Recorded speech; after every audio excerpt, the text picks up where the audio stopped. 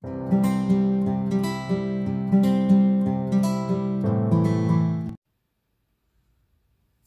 salut et bienvenue sur les passions de jus. On se retrouve aujourd'hui pour une petite vidéo blabla. On va continuer de discuter ensemble. Il y en aura 2 d'affilée, c'est pas grave. Peut-être 3, peut-être 4 d'affilée, je ne sais pas. On va du coup continuer ensemble le Symphonie.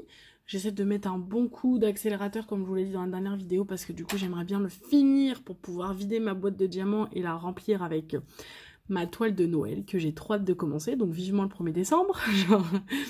Donc voilà, donc on va commencer ensemble. J'espère avoir le temps de faire une petite vidéo parce que du coup mon fils est à la sieste, donc j'en profite. Il devrait pas tarder non plus à se réveiller, hein, mais je pense qu'il va me laisser une petite demi-heure, je l'espère. Du coup, on va continuer de répondre ensemble aux petites questions que j'avais trouvées sur un peu tous les thèmes. Donc là, on était dans le thème du travail, donc on va continuer dans le thème du travail. Je vais mettre une couleur afin de commencer avec vous. Donc on va faire les espèces de petites Tetris là.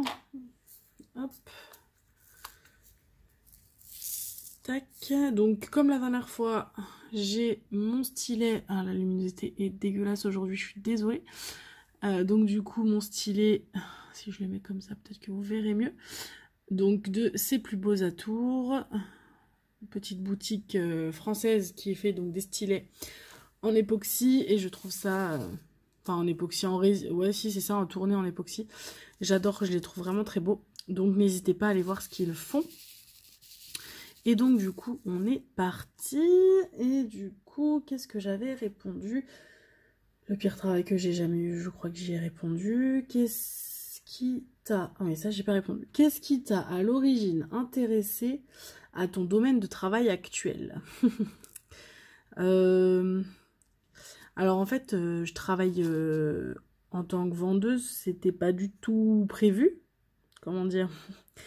Mais ça, vous le savez, à la base, j'ai un diplôme en STAPS. Donc pour ceux qui savent pas, le STAPS, c'est les facs de sport pour être dans le domaine de l'enseignement sportif, pardon. Donc du coup à la base j'étais plutôt partie pour être du coup éducatrice sportive adaptée. J'ai un diplôme là-dedans. Donc pour faire avec tout type de public qui a besoin d'avoir une activité adaptée. Donc situation de handicap, personnes âgées, cancer, enfin maladie, etc. Grosse femme enceinte, je dis grossesse, pardon, c'est ça que je voulais dire, hein, femme enceinte. Et voilà, plein de choses, en tout cas qui nécessitent d'avoir une activité sportive adaptée. Et en sortant en fait de mon diplôme, j'ai une copine qui travaille chez Decathlon et du coup je lui ai demandé si elle pouvait me faire rentrer en attendant que je trouve dans mon domaine. Voilà. Donc ce qui m'a fait vraiment rentrer chez Decathlon, c'est le sport à la base. Forcément, j'avais un diplôme dans le sport, un magasin qui vend du sport. Voilà, c'est forcément ça qui m'a attirée dans ce travail. Et après, ouais, après c'est le sport. Mais c'est plus de hasard, enfin, et d'avoir une copine qui travaillait là-dedans. Et puis après, je suis restée parce que je m'éclatais dans ce que je faisais, en fait, hein, tout simplement. L'ambiance me rappelait beaucoup mes années de STAPS. Très ambiance étudiant, parce que c'est beaucoup de jeunes qui travaillent chez Decathlon, donc voilà. C'est ça qui m'a fait rester. Quelle est ta partie préférée de la journée au travail? Bah écoutez, ma partie préférée, c'est quand la journée se termine, hein. Et quand je rentre chez moi. Je crois que ma partie préférée, c'est quand j'entends mes collègues à l'accueil dire « Votre attention, s'il vous plaît, nous informons notre aimable clientèle qu'il est 19h30 et que votre magasin fermera ses portes dans 30 minutes. » Je crois que c'est mon meilleur moment de la journée, parce que je me dis « Allez, encore une demi-heure et c'est bon, je rentre dans ma maison. » C'est ça, voilà. Quelle est la meilleure décision de carrière que tu aies jamais prise? Ma meilleure décision de carrière. J'ai pas de décision de carrière parce que bah, déjà d'une, j'ai pas eu besoin de prendre de décision de carrière. Oui, ma meilleure décision, c'est d'arrêter de penser beaucoup trop au travail quand je suis pas au travail et de profiter de l'instant avec ma famille. De me rendre compte que c'est d'abord la famille, après le travail. Voilà. Je pense que c'est la meilleure décision que j'ai prise dans mon domaine. Quelle est la pire décision de carrière que tu aies jamais prise? J'ai pas de... Ouais, c'est pareil, j'ai pas de pire décision parce que je suis fière de tout ce que j'ai fait dans ma vie professionnelle. J'ai testé à plein de choses.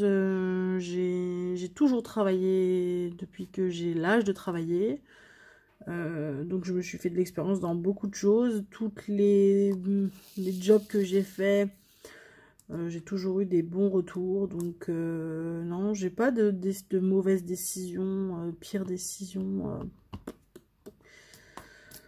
Peut-être ouais, une déception où on m'a fait miroiter une promotion, une évolution de poste chez Decathlon. Du coup, je me suis, on va dire, acharnée pour sortir des choses qu'on m'avait demandé et pour qu'au final, au bout, une fois que c'est sorti, qu'on fasse un petit retour en arrière en me disant ah bah non, finalement, il va te manquer ça, ça, ça, ça, ça. Alors que bon, en discutant avec les autres vendeurs de mon magasin, pour eux, c'était aberrant que je n'évolue pas, mais bon, c'est pas grave.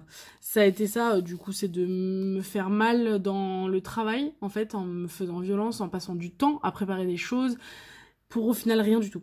Donc, ça a été ça, de faire confiance, et au final, ouais, d'être déçu, quoi. Voilà. Quel conseil de carrière donnerais-tu à une jeune personne? Déjà, je suis une jeune personne moi-même, genre, du coup, je sais pas, de pas faire confiance. Non, vous allez dire qu'elle a vraiment que j'ai vraiment un taf où je suis déçue, mais non, je m'entends bien hein, dans mon travail, mais c'est vrai que j'ai eu un gros passage à vide dans ce boulot où ça m'a bouffé. Et du coup, c'est ça, en fait, si je peux donner un conseil, c'est de faire attention à ne pas trop faire confiance quand on te dit t'inquiète pas, dans tant de temps, tu vas passer à tel endroit, fais ça et tu vas l'être. Bah des fois c'est pas vraiment ce qui se passe. Des fois on se sert de vos capacités, de votre gentillesse pour vous en demander encore plus pour le même salaire. Donc du coup non, ne vous faites pas avoir. Et puis voilà hein. Ouais, et puis comme je vous disais, hein, ça je reviens là-dessus, mais de pas forcément faire passer ta carrière avant les choses importantes de la vie, qui sont, enfin, les choses importantes pour toi dans ta vie. Après, si toi, en tant que personne, ton travail est la priorité, est ta première chose, voilà, je savais que mon fils n'allait pas me laisser beaucoup de temps, il a dû entendre, en fait, je pense qu'il y a une grosse résonance entre sa chambre et mon salon, et dès qu'on parle un peu fort, il entend. Du coup, je l'entends se réveiller, donc on va pas faire beaucoup ensemble. Et du coup, qu'est-ce que je disais? Oui, donc en fait, vous inquiétez pas, je vais le laisser se réveiller tranquillou. Ouais, même si le travail c'est ta priorité, ok, bah reste dans cette priorité. Mais si tu te poses et que tu te rends compte que c'est pas ta priorité, ne te bouffe pas au travail. Voilà. Parce qu'il y a des choses plus importantes.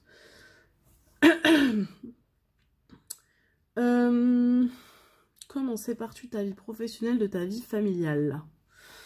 Bah c'est pas simple. C'est pas simple, parce que je vous ai dit, hein, j'ai eu un moment de ma vie où je n'arrivais pas à séparer, dans le sens où dès que je recevais un mail pendant mes vacances ou autre, j'avais tendance à y répondre, voilà. Maintenant, j'avoue que j'ai rien fait de particulier, juste réussir à déconnecter, quoi, quand on part du travail, se dire que même si on a des mails, on n'y répond pas, ouais, on reste focus, quoi. Ouais, c'est ça. De pas ramener de travail à la maison. Quel est le travail de tes rêves? Le travail de mes rêves. Bon, il n'y a pas... Si maintenant, avec mon expérience de vie, le travail de mes rêves, parce que depuis que je suis petite, j'ai toujours rêvé d'être prof de sport. Ou en tout cas, d'enseigner le sport. J'ai réussi à avoir un diplôme là-dedans. J'enseigne le sport avec les enfants handicapés, même si c'est qu'une journée par semaine, je le fais. Donc en fait, au final, j'ai quand même réalisé ce rêve de pouvoir être dans le monde du sport et d'enseigner le sport, même si c'est qu'une petite partie de mon temps et que j'aimerais bien que ça le soit à temps plein. Mais c'est vrai que si j'avais dû avoir une deuxième vie, non, trois vies, parce qu'il y a vraiment des domaines, mais il y a un domaine qui est pas compatible avec une vie de famille pour moi, à mon sens, à moi. C'est vrai que j'adore toutes les comédies musicales et choses comme ça. Si j'avais eu un talent dans la danse, j'aurais aimé avoir une vie en tant que, ouais, de pouvoir être enfin, avoir des rôles dans des comédies musicales, enfin, danser là-dedans, ouais, d'avoir cette vie-là. Mais c'est une vie qui est pas compatible avec une vie de famille parce que on est tout le temps, t'es tout le temps en vadrouille à gauche à droite, t'es souvent pas chez toi, quoi. Donc voilà. Et sinon, un truc un peu plus faisable, genre, c'est de travailler à mon propre compte dans le domaine de la création. Voilà. Donc ça, j'aurais bien aimé. Mais pour ça, alors vous allez me dire, c'est possible, hein. Tu peux encore le faire. Parce qu'il y a plein de choses que je fais manuellement, etc. Mais bon, il faut se lancer et prendre le risque d'arrêter ta carrière, de partir à ton compte avec un petit bout de 7 mois, c'est pas simple. C'est pas simple. Il faut avoir les corones. Pour l'instant, je les ai pas. Et je suis admirative de celles qui le font. Alors, as-tu hâte de prendre ta retraite ou prévois-tu de travailler le plus longtemps possible? Bah, oui et non. On a hâte de prendre sa retraite, oui, parce que j'en ai marre de me lever tous les matins pour aller bosser, hein. Mais, et du coup, bah, j'aimerais bien arriver à la retraite pour pouvoir profiter de mes journées, voyager, etc.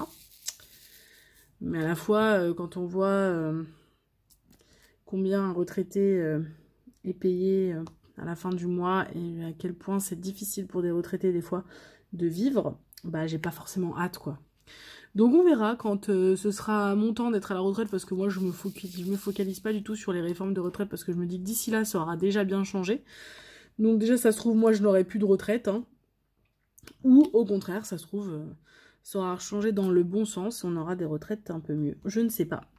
Donc on attend. Mais en tout cas, si le salaire, enfin c'est pas un salaire, mais en tout cas si ma retraite est financièrement pas ouf, bah je serai dans l'obligation de continuer à travailler le plus longtemps possible. Mais dans l'idée, si ma retraite est suffisante pour que je vive, j'irai en retraite dès que j'ai l'occasion d'aller en retraite, et je profiterai de mes vieux jours pour voyager avec mon compagnon et profiter de la vie.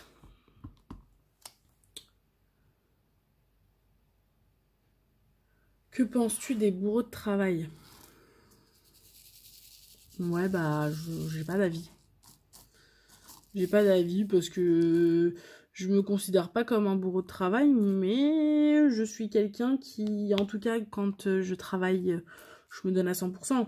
C'est bien ça qui d'ailleurs a des fois causé ma perte, c'est que j'ai été beaucoup trop à 100% pour au final derrière ne pas avoir les remerciements voulus ou demandés, quoi. Donc du coup j'en pense, bah c'est bien, parce qu'à la fois on sait qu'on peut compter sur ce genre de personnes, à la fois c'est bien, à la fois il faut faire attention de ne pas se perdre là-dedans, de ne pas perdre ses priorités. Quelle qualité recherches-tu chez un patron? Un patron sur qui tu peux compter, déjà, c'est pas mal. Non, moi j'aime bien les patrons, déjà, bonne ambiance, assez ouvert, avec qui tu peux discuter sans avoir peur d'avoir derrière qu'on te bloque parce que ce que tu lui as dit ça lui a pas plu, ou voilà, avec qui tu peux dialoguer, quelqu'un de pédagogue, dynamique, enthousiaste, mais surtout un patron qui te laisse faire les choses. À Decathlon, on a la chance d'être très très autonome dans notre métier, même si on est que vendeur. Je mets des guillemets à que vendeur, parce que chez Decathlon, on n'est pas que vendeur, bien au contraire, on veut le vendre. J'ai l'impression que même la vente, des fois, c'est que 15% de ce que tu fais en vrai. Du coup, Même si en fait en vrai notre taf c'est pas de gérer une équipe, c'est pas de tout ça, bah on a quand même pas mal d'autonomie sur notre rayon, sur comment agencer notre rayon, etc. Et c'est vrai que ça c'est un truc que j'apprécie et chez les patrons de Decathlon, c'est de pouvoir laisser libre cours au travail des vendeurs, les laisser assez libres sur leur mission de la journée, savoir ce qu'ils ont à faire, sans avoir besoin d'être tenu par la main et que toi t'arrives le matin et qu'on te dise bah voilà, toi tu fais ça, ça, ça, ça, et puis tu te tais et c'est tout. Donc non, ça ne me plaît pas. J'aime bien voilà que le patron limite s'il vient me voir à 14 h en me disant alors Julie, t'as fait quoi? Ok, enfin voilà, qu'il a pas besoin de venir vérifier derrière moi parce qu'il sait que ça roule quoi. Voilà.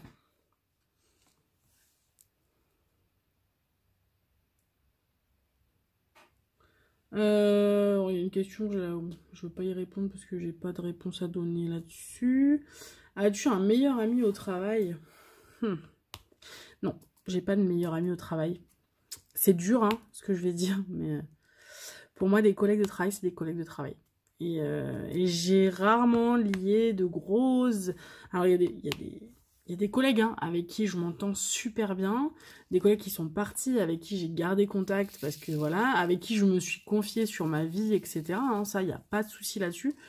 Et avec qui j'ai pris mes pauses déjeuner, voilà, avec qui j'adore passer du temps quand ils travaillent. Mais il n'y a pas de souci là-dessus. Mais quand je vais faire une soirée, par exemple, je sais pas, exemple soirée d'anniversaire, bah je vais pas convier de collègues de travail. Parce que travail et vie privée, c'est deux choses différentes, même si c'est mes collègues, je garde quand même cette distance. Donc j'ai pas de meilleur ami, parce que pour moi, un meilleur ami, c'est quand même fort. J'ai de très très bons collègues avec qui je me suis très très bien entendue, avec qui j'ai gardé contact. Ce sont des amis, mais c'est des amis dans le monde du travail. Je fais bien cette distinction. Voilà. Après, j'ai fait plein de soirées avec eux, mais pas de soirée où j'ai mélangé mes amis de tous les jours et ma famille et mes collègues. Enfin, voilà, j'ai fait des soirées travail avec eux, enfin, il n'y a pas de souci là-dessus. Hein. Mais je les ai jamais mélangés avec mes autres amis. Vous voyez? Je sais pas si vous voyez. Je suis peut-être dure, peut-être en pensant, je sais pas, peut-être que je suis la seule à réfléchir comme ça, j'en sais rien. Mais c'est vrai que, ouais, moi, je vois, hein, mon chéri, il a déjà fait des repas à la maison avec des copains de travail, enfin voilà quoi. Et moi, pas du tout. Pas du tout. Pas du tout. Mais il y a des collègues avec qui je m'entends très bien, c'était des confidents au travail, il n'y a pas de souci. Mais j'avoue, j'ai séparé les amis de la vie privée, les amis du travail, c'est deux choses séparées.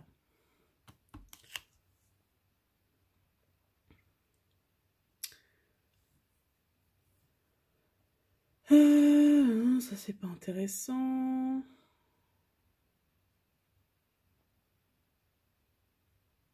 Il y en a, c'est difficile de répondre, donc je veux pas trop forcément.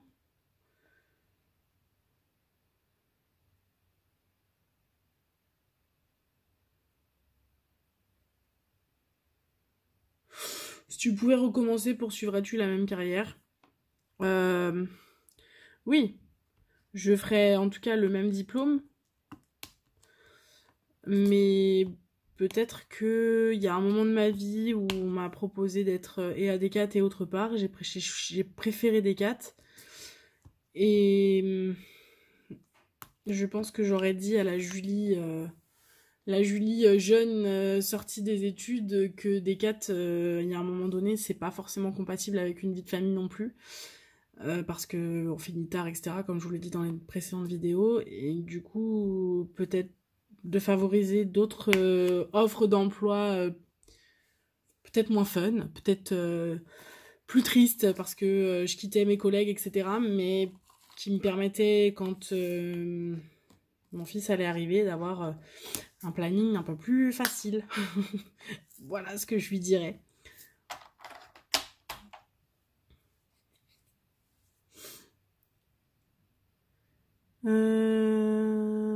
Tac, tac, tac. Alors, du coup... Donc là, on a fait le travail. Après, il y a des questions sur la famille, donc on va voir s'il y a des questions pas trop Combien de temps passes-tu avec ta famille? Bah, je passe beaucoup de temps avec ma famille. Quand je vais dire famille, je sais pas si on parle de ma famille, pas mes parents, mon petit frère ou ma famille que j'ai créée avec mon compagnon.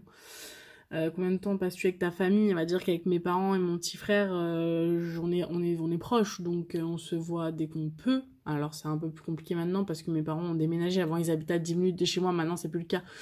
Ils habitent à 1 heure, donc on ne peut pas se voir autant qu'on pourrait se voir. Mon frère est parti déménager à Marseille, donc forcément on se voit plus autant. Mais je passe du temps maximum de ce que je peux, et sinon avec mon compagnon et mon fils, je vis avec eux. Donc tout le temps où je ne suis pas au travail, je suis avec eux. Voilà. Alors on va faire une dernière couleur, on va faire le noir ensemble, et puis après on va s'arrêter là, parce que du coup... Mon fils va vraiment... Là, je l'entends plus, mais ça va bientôt être l'heure du biberon. Donc dans tous les cas, il va falloir que je parte le réveiller, même s'il s'est rendormi. Avec quel membre de ta famille aimes-tu le plus passer de temps et pourquoi? Bon, franchement, je n'ai pas de préférence, hein. Après, on va dire avec ma maman, parce qu'on a beaucoup de choses qu'on aime en commun. Voilà, on a toutes les deux une chaîne YouTube, on fait du DP, on adore tout ce qui est art créatif, on adore les comédies musicales toutes les deux. Donc on fait souvent, voilà, on va souvent faire des trucs ensemble par rapport à ça. Mais après, j'adore passer du temps avec mon petit frère, j'adore passer du temps avec mon père, enfin, sur plein de domaines autres, quoi. Enfin, donc vraiment, j'ai pas de préférence. Enfin, ça dépend ce que je fais, en fait. Si on fait des trucs sportifs, désolé maman, hein, mais si on fait des trucs sportifs, bah ça va plutôt être mon père, mon frère. Aller voir un match de rugby, mon père, mon frère. Voilà, aller voir une comédie musicale avec ma mère, quoi. Enfin, voilà, c'est ça.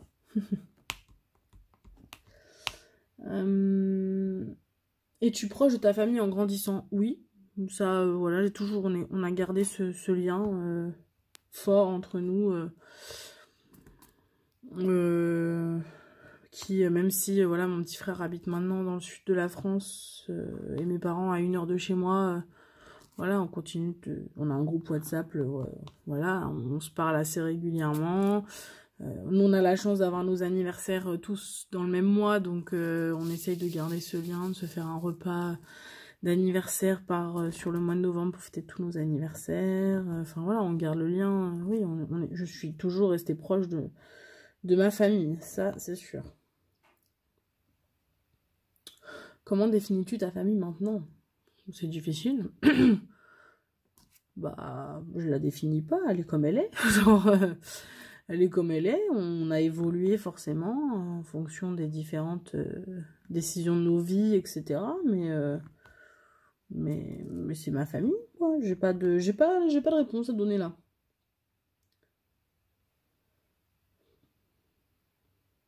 Quelle est ta tradition familiale préférée? Alors cette tradition maintenant elle est plus trop possible parce que voilà, comme je vous dis, maintenant on fait un repas dans le mois de novembre pour fêter du coup nos 4 anniversaires. Mais quand j'étais petite et qu'on habitait tous les 4 sous le même toit, la tradition c'était que le jour de nos anniversaires chacun, on choisissait ce qu'on voulait manger. Et du coup, on mangeait ce qu'on voulait ce soir-là. Donc du coup, c'était cool. Parce que du coup, bah voilà, ma mère choisissait ce qu'elle voulait manger, mon père choisissait son repas, mon frère choisissait son repas, je choisissais le mien. Et c'était cool comme tradition, voilà, que chacun puisse choisir ce qu'il voulait manger sur le jour de son anniversaire. C'est bête, hein, mais voilà, c'était le petit rituel qu'on avait toutes ces années.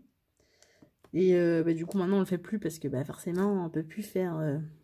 un repas par anniversaire, sinon c'est pas... Enfin, on peut plus, c'est plus possible. Mais c'était cool quand on habitait tous sous le même toit de pouvoir faire ça. Et j'espère bien pouvoir le faire avec mon... Alors je le fais un peu avec mon chéri du coup. C'est vrai que le jour de mon anniversaire, il me demande toujours qu'est-ce que tu veux manger. Pareil pour lui, et j'espère que je continuerai à faire ça avec bah, du coup mon petit bout quand ce sera ses anniversaires et qu'il sera capable de me dire bah je veux manger ça.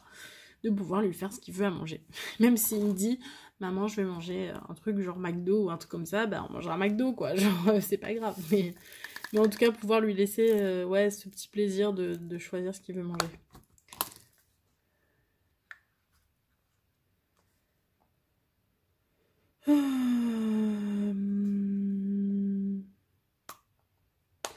Comment était-ce de grandir en tant qu'enfant le plus âgé? C'était pas simple, hein. C'était relou même. C'était relou parce que, comme j'étais la grande, fallait que je montre l'exemple. Vous voyez ce que je veux dire?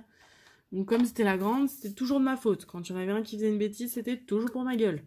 Des fois, c'était un peu chiant. Parce que du coup, il y avait des fois, j'avais beau dire « Ah, mais c'est pas moi, c'est lui !» Oui, mais non. Genre, lui, il est petit. Hein, donc du coup, voilà, c'est à toi de lui montrer l'exemple, blablabla. Bla, bla, bla. Donc, ouais, des fois, c'était chiant, quoi, d'être la grande. Mais c'est tout.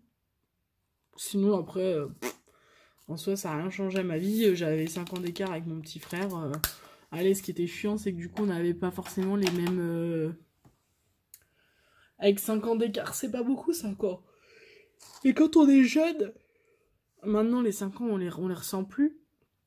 Mais quand on est jeune, en fait, on les sent. Parce que lui, quand moi, je jouais, je sais pas, moi, je te vous dis une bêtise, à ça, à un jeu, lui, il était en train de jouer à un truc qui n'est plus de mon âge. Et du coup, il voulait que je joue avec lui, machin, sauf que moi, ça me saoulait, parce que c'était pas mon truc. Donc du coup, c'était ça le plus drôle, c'était ce petit décalage qu'on avait forcément de génération. Mais sinon, maintenant, on le voit plus, donc en soi, il n'y a pas... Voilà. J'ai pas de choses qui me... C'était cool, parce que voilà, j'étais la grande sœur, mais après, en soi, ça n'a rien changé à ma vie d'être la plus petite ou la plus grande, je pense. Mis à part de me faire engueuler à la place de mon frère quand c'était lui qui faisait des bêtises. Mais bon, ça, je pense qu'on l'a tous connu. Donc voilà.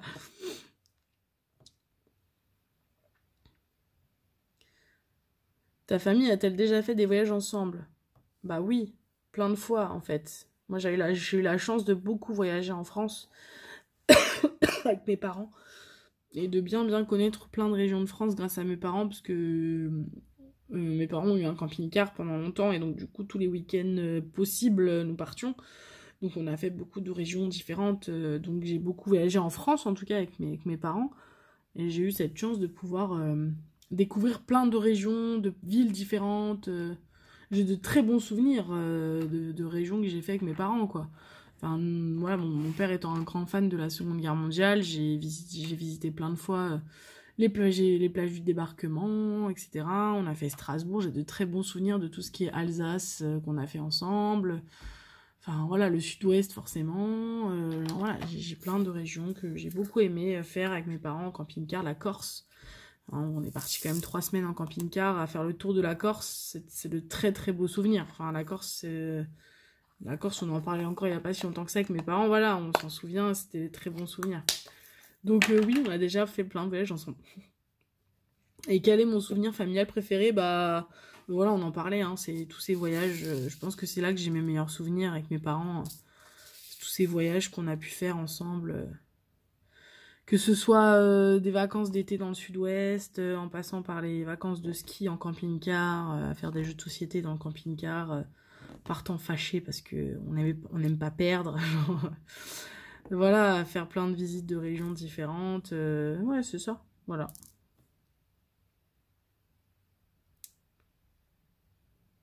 Bah voilà, on va s'arrêter là gentiment.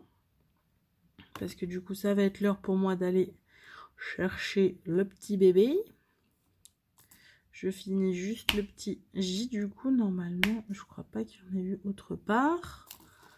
On va s'arrêter là, j'espère que ça tourne, oui, j'allais dire si ça tourne plus, j'ai un peu la haine. Donc voilà, hop, du coup on va s'arrêter là. Je vous montre parce que du coup j'ai fini le carré qu'on avait commencé ensemble sur la dernière vidéo. Donc je vais vous montrer ça. Hop, donc voilà, donc j'ai fait cette partie là, on avait fait ensemble un petit bout là de ce côté là, hop. Du coup, là, j'ai fini. Donc là, on a fait ça ensemble. Et donc après, il me restera plus que ce carré-là et les 4 d'en haut. Et sachant qu'en plus, ça va aller très vite parce que celui-là, c'est exactement la même couleur. Ça va aller très vite. Lui aussi, il va aller très vite. Dans l'ensemble, les carrés du haut vont aller très vite parce qu'il y a beaucoup moins de confettis qu'il peut en avoir ici. Donc ça va aller très vite. Je pense que je vais très vite le finir. On va très vite pouvoir faire une vidéo ensemble de rangement de diamants, une vidéo de revue.